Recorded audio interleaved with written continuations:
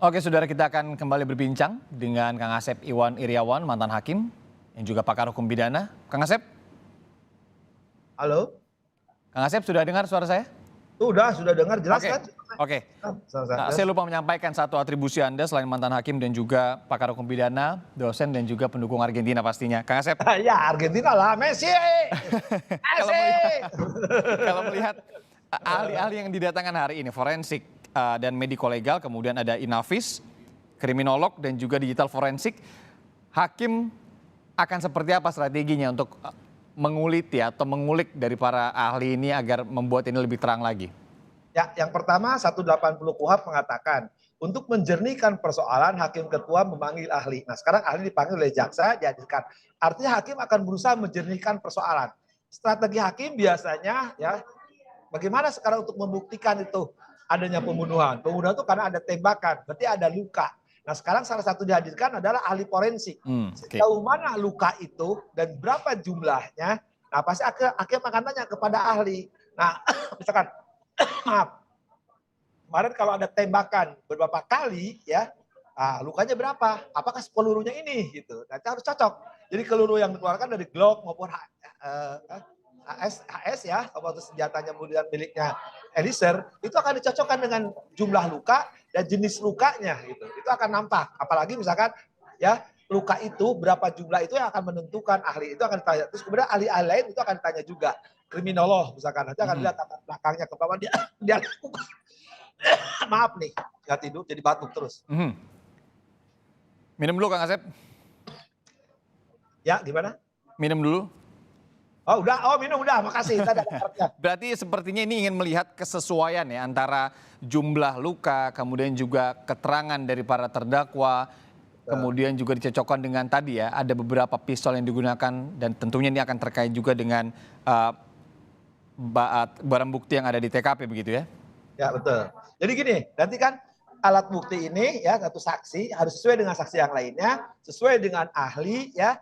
Kemudian juga dilihat latar belakang. Nah, di 185 ayat 6 itu akan menjelaskan latar belakang ya dari saksi, dari ahli. Nah, itulah yang akan menguatkan keyakinan hakim. Nah, sekarang kan banyak nanti ahli berpendapat tuh kan. Banyak tuh, kita bisa bayar lah ahli itu ya. Saya hafal lah, kalau hafal ahli hukum saya lebih hafal lagi. Dari Universitas ABCD itu tahu gitu kan bagaimana itu jumlah pendapat dan jumlah honornya gitu. Nah, nanti hakim nggak bisa dikadalin. Udah tahu nih, ketika hakim misalkan menanya kepada ahli apa, terutama ya kepada kalau eksakta tuh murni, pendapatnya pasti harus jelas, Ya. pasti eksak gitu kan. Ya, tapi kalau ahli hukum, nah hakim bisa senyum-senyum gitu kan, karena pasti akan berbeda. Nanti ketika ahli hukum dihadirkan ya, yang menarik mungkin untuk komentar itu di Anda ya, karena nanti pasti para ahli hukumnya akan berbeda-beda ya, jadi sesuai pendapatan tadi. Kita lihat, saya udah prediksi dari sekarang ya, ini pasti prediksinya benar. Ahli hukum ini belum sih, kalau kita lihat ini Kamis minggu lalu kan ada dari Puslapfor, kemudian ahli biologi forensik, ahli DNA, ahli balistik, ahli digital forensik ya. Kemudian kalau hari ini ada forensik dan mediko legal, kriminolog, dan juga Inavis. Ini sudah ada 8 ahli. Kalau Anda lihat kira-kira yang akan didatangkan lagi oleh JPU, ahli-ahli apa saja? Kalau menurut Anda yang penting untuk didatangkan?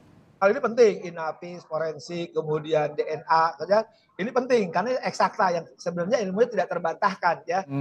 Walaupun kemarin waktu di ahli balistik kita sedikit agak orang awam mempertanyakan sebenarnya kan, tapi oke lah biar hakim itu kan tidak terikat oleh ahli. Tapi setidak-tidaknya kalau forensik, Inavis itu akan membuktikan kesesuaian tembakan dan jumlah luka gitu kan. Oke. Berkaitan dengan pistol-pistol yang digunakan, kemudian juga siapa yang menembak itu kan menjadi bukti baru ataupun membuat terang kepada hakim juga ya, keyakinan hakim. Nah, jadi gini, hakim itu diyakinkan kan tadi oleh alat bukti. Nah, yakin hakim minimum dengan 2 alat bukti. Tapi kalau sepanjang perjalanan ini kita bukti lebih dari 2 untuk membuktikan adanya pembunuhan untuk terdakwa S, juga OOJ-nya, dia merusak dan menghilangkan. Dan dia mengakui malah di tempat yang lain kan sebagai saksi. Itu udah nampak terbukti. Nah, kemudian juga tadi peran PC. Peran PC ini kan yang dikatakan tadi Mas Martin kan, kok dia data petik zombie atau biasa diem saja, tidak kaget senjata, itu juga akan menentukan siapa dia.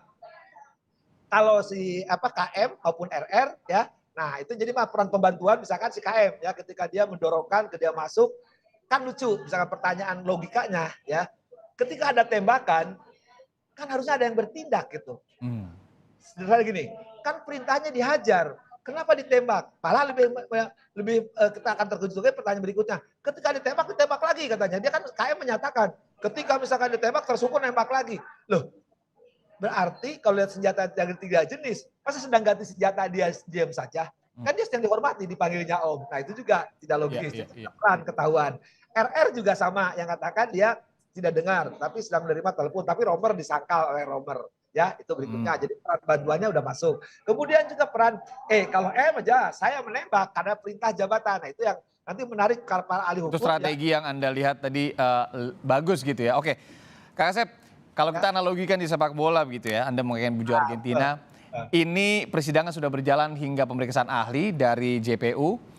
Kalau Anda lihat ini akan 90 menit pertandingan sepak bola cukup atau ada extra time atau sampai penalti nanti? Akan seseru apa persidangan ini ke depannya? Ya, kalau pertandingan tadi malam kita kan sebenarnya udah unggul 2-0, permainan 2-0 udah tenang, tapi dia bertahan sehingga si Mbappe serang terus, masuk gitu kan. Nah, ini kalau dibaratkan sidang sekarang perbedaannya sama, tidak akan ada perpanjangan waktu karena detik-detik terakhir ya S sudah mulai mengalah. Cuman mengalahnya berhadapan dengan 6. Artinya sudah 2-0 ya bertahan. Cuman ketika serangan-serangan terus ya akhirnya posisi 2-2 kan. Nah, 2-2 sampai adu penalti. Kalau di kasus ini tidak akan terjadi adu penalti, dua-duanya tidak terkejar karena udah terlambat. Artinya tenaganya sudah habis. Ya, kalau tadi malam kita kan menarik kan bagaimana Mbappe itu kan dalam 2 menit gol kan 2. Ya, wah, hebat. Sampai 1 menit. 3. Oh 1 menit, salah 1 menit bukan 2 menit, 2 tapi 1 menit, hebat kan tuh Pak. Kalau ini nggak terkejar karena sudah terlambat strateginya. Bangkang sudah tidak jujur, udah diserang baru ngaku. Ya, coba kalau misalkan tertekan sejak awal serangan tuh Mbappe 1 menit 2 gol kan, itu kan hebat permainannya strateginya kan. Harusnya kan si Sabo harus ngikutin pola, tapi kan terlambat main bola aja final belakangan, ini udah duluan main. Tapi sebenarnya kan maaf ya saya katakan, bagaimana permainan-permainan bola, serangan-serangan bola, salah pertahanan, serangan kiri kanan, penyerang, tengah, kapten bermain. Kaptennya loh, coba hati lagi ya, kapten kesebelasan. Harusnya ditiru. Sebenarnya sidangan juga tidak jauh udah main bola. Bagaimana menggolkan tujuannya kan, gol itu tidak ada bola. Bagaimana menggolkan supaya terdakwa dibebas, lepas. Ini sebenarnya dipenangkan oleh permainan Roni, pengacaranya si Chan Eliser. Ya bagaimana di Chan Eliser diserang habis-habisan, babak belur kan permainannya. Tapi dia bagus strateginya. Kalau bola itu Barcelona ya. Oke. Nanti lah bolanya nanti. Ini bukan wajah hukum aja. Oke, kita masih akan menantikan juga ya persidangan ke depannya akan seperti apa. Kalau Anda lihat tadi sejumlah strategi sebenarnya juga sudah digunakan begitu ya oleh masing-masing coach atau masing-masing penasihat hukum. Tapi ada sedikit keterlambatan dari strategi Sambo kalau Anda melihatnya.